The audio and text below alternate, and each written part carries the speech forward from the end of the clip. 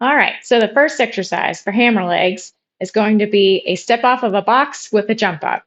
You want to look for something solid to step up on that's at least a couple feet high, but nothing too high because we still want to protect our knees for this.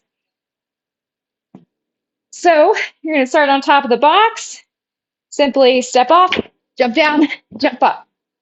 And ideally, that move's done a little bit more quickly, so it'll look something more like this.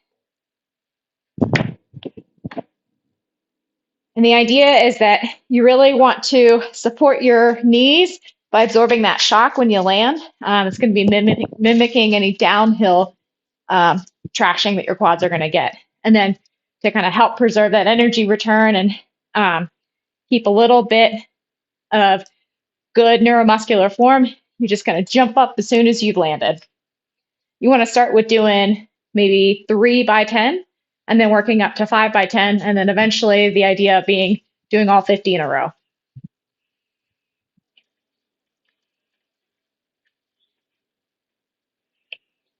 All right, so the next exercise is going to be the Bulgarian split squat with a little bit of a hop at the bottom.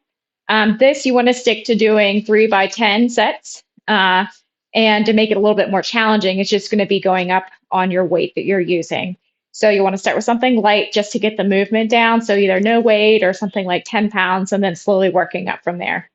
So the setup is going to be the same as a normal Bulgarian split squat. So back foot up behind you.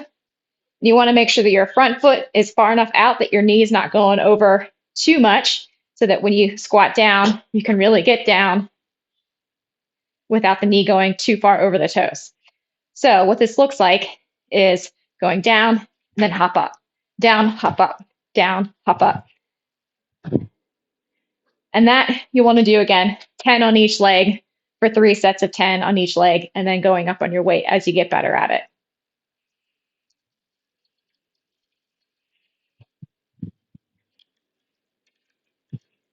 All right, so the next move is going to be an uneven lunge with a weight. And for this, what you'll need is either a level that's got a little bit of a grade or a sandbag that you can step down on, and maybe a plate or just something with a couple inches of height and then a weight. And for this, what you want to do is you're going to be focusing when you land on that sandbag or grade, having your foot in plantar flexion, meaning your toes pointing down. And the tendency with this is going to be, again, when you land, to try to lean forward. You don't want to do that. You want to avoid that by thinking about keeping your upper body upright. So again, it kind of mimics that downhill sort of posture and movement a little bit more. So it'll look something like this.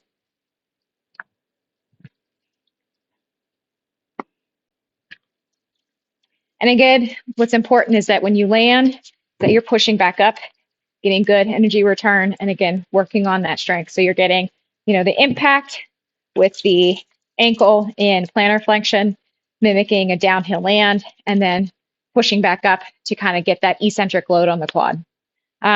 This is another one where you do 3 sets of 10 on each leg, and to make it more difficult, just go up on the weight that you're using.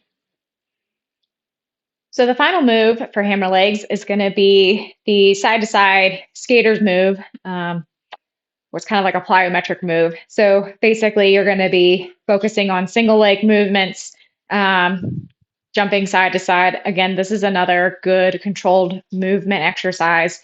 So you're going to be controlling your landing on each leg as you go side to side. So control, and pushing up to get that eccentric muscle gain. You can start with doing 3 sets of 10 on each side, and this one you can work up to doing 5 sets of 10 or doing 50, and that's per leg. So it'll look something like this.